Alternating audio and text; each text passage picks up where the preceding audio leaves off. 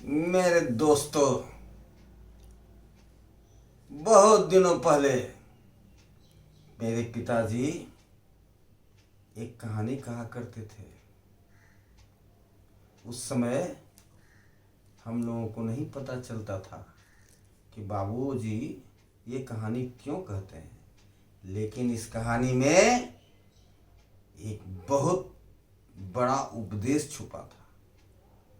एक बहुत बड़ी शिक्षा थी जो आदमी को कितना भी पढ़ ले, कितना भी ज्ञान प्राप्त कर ले, कितना भी शिक्षा प्राप्त कर ले, सहज में नहीं आ सकता है। जब इस कहानी का मर्म लोग समझ जाएगा तभी उसको समझ में आएगा कि हमारे पिताजी क्या कहना चाहते थे। वो कहते थे एक खजन चिड़ैया के बारे में, जिसको हम लोग फुद्दी भी कहते हैं। वो फुद्दी एक दिन तीर्थ यात्रा करने को निकलना चाहती थी, लेकिन क्या करे, तीर्थ यात्रा के लिए कुछ खाने के लिए सामान भी तो तैयार करना चाहिए रास्ते के लिए। वो कुछ दाल चुग करके लाई और अपने जांता में पिसने लगी, लेकिन एक दाल उसमें जाके फंस गया। अब वो बहुत चिंतित हो गई, मैं क्या करूं। तो गई एक बढ़ी के पास। अब बढ़ी से बहुत आरजू मिन्नत की, आ कही बढ़ी बढ़ी खुट्टा चीर, अरे खुट्टा में मोर दाल का खाऊं का पीऊं का ले परदेस जाऊं। बढ़ी ने कहा, सुन फुरफुद्दी मेरी बात, हम ना सुनियो छोटी बात। अब एक दाल के खातिर मैं खुट्टा नहीं चिड़ियो। फुद्दी बहुत परेशान हो गई, अब क्या करे। तो राजा के पास चली गई, कही राजा राजा बढ़ी दंडो, बढ़ी न खुट्टा चिड़े, खुट्टा में मोर दाल का खाऊं का पीऊं का ले परदेस जाऊं। राजा कहा, सुन फुरफुद्दी मेरी बात, हम ना सुनियो छोटी बात। अब एक दाल के खातिर मैं बढ़ी नहीं दंडियो। अब फुद्दी क्या करे, तो हार के रानी के पास गई कि रानी रानी राजा बुझा। राजा ने बढ़ी दंडे, बढ़ी ने खुट्टा चिड़े, खुट्टा में मोर दाल का खाऊं का पीऊं का ले परदेस जाऊं। रानी कही, सुन फुरफुद्दी मेरी बात, हम ना सुनियो छोटी बात। अब क्या करे। तब गई सांप के पास कि सरपा सरपा रानी डांस। रानी ने राजा बुझावे, राजा ने बढ़ी दंडे, बढ़ी ने खुट्टा चिड़े, खुट्टा में मोर दाल का खाऊं का पीऊं का ले परदेस जाऊं। तो सांप ने कहा, सुन फुरफुद्दी मेरी बात, हम ना सुनियो छोटी बात। तो क्या करे।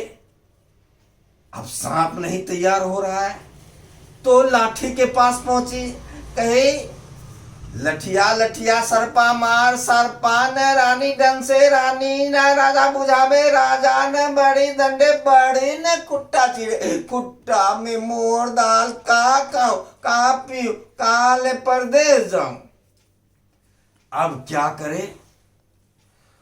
तो लाठी भी तैयार नहीं हुआ, तो गया आग के पास, तो कहा अगिया अगिया लठिया डा।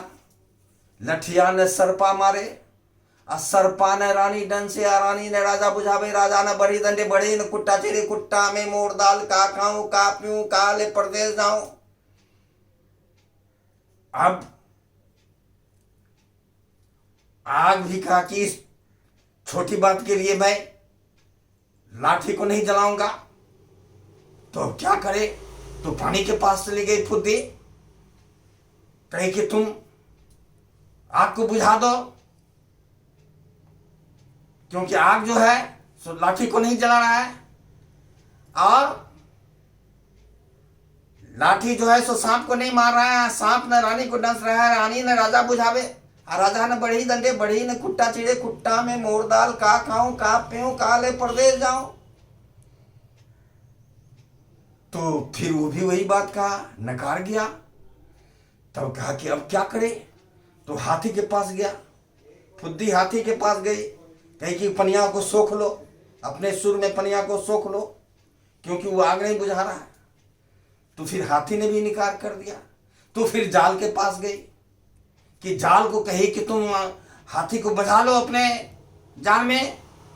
हाथी हमारा पानी नहीं सोख रहा है, अब पानी नहीं सोख रहा है तो आग नहीं बुझा रहा है, आग नहीं बुझा रहा है तो लाठी नहीं जल रहा है, और लाठी नहीं जल रहा है तो सांप नहीं मर रहा है।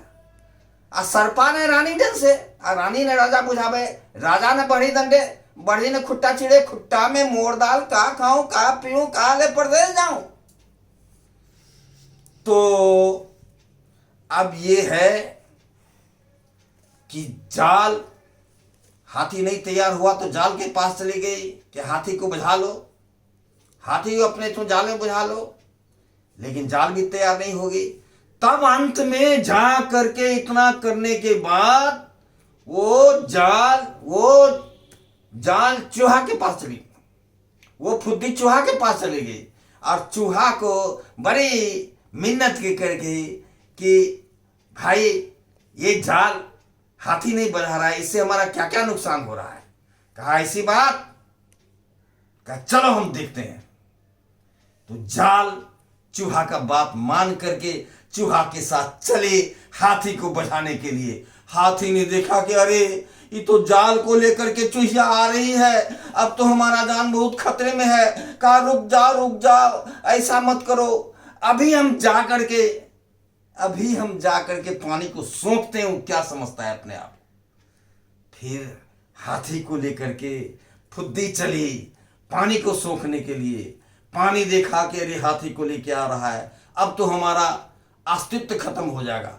तो कहे कि रुक जाओ, अभी हमको मत सोखो, अभी हम जा रहे हैं तुरंत आग को बुझाने के लिए। क्या समझता है, आग की औकात ही क्या है समुद्र के सामने में, अभी मैं जाके उसे बुझाता हूं। बस जैसे ही आग देखा कि बाप रे, ये तो पानी लेके चली आ रही है फुद्दी रानी, अब मैं क्या करूं। तो डर से कहती है रुको, हमको सोखो नहीं, अभी हम जाते हैं आग को बुझाने के लिए। आग कहता है अभी हम जाते हैं लाठी को जलाने के लिए, और लाठी कहती है अभी हम जाते हैं सांप को मारने के लिए। और रानी जब देखती है सांप को आते हुए तो रानी डर जाती है कि भाई माफ कर दो हमको, हमने गलती की, अभी मैं राजा को बुझाता हूं कैसे नहीं बढ़ी को दंडता है। अभी मैं जाता हूं कि देखो कैसे नहीं बढ़ी को दंड देता है। राजा ने बढ़ी दंडे, बढ़ी ने खुट्टा चिड़े, खुट्टा में मोर दाल, का खाऊं का पीऊं का ले परदेस जाऊं। तब राजा देखा कि ये फुद्दी तो रानी को लेके आ रही है, अब तो हमको काम करना ही पड़ेगा। डर से कहता है कि माफ कर दो भाई, अभी मैं जाकर के बढ़ी को दंड देता हूं, कैसे नहीं खुट्टा चिड़ेगा। जब देखा बढ़ी कि बाप रे बाप, ये फुद्दी तो राजा को ही लेके आ रहा है, अब तो हमको दंड से कोई नहीं बचा सकेगा, अब तो मैं जेल में चला जाऊंगा। तो जल्दी गया, कहा कि भाई हमको दंड मत दो, अभी मैं खुट्टा चीरता हूँ। खुट्टा चीरा, उसमें से दाल निकाला, तब फिर दाल पीस करके और तैयार अपना नाश्ता बना करके, खाना बना करके अपने तीर्थाटन को चली गई। भाइयों, तो तुम क्या समझते हो, क्या सीख मिली, क्या उपदेश मिला कि कोई न कोई तुम्हारी बात को जरूर सुनेगा, और चाहे छोटा हो या बड़ा हो, चाहे बड़ा हो या छोटा हो, लेकिन अंत में जो बात तुम्हारी सुनेगा उसके डर से तुम्हारा काम होगा। इसीलिए काम को बीच रास्ते में कभी नहीं छोड़ना चाहिए। धन्यवाद।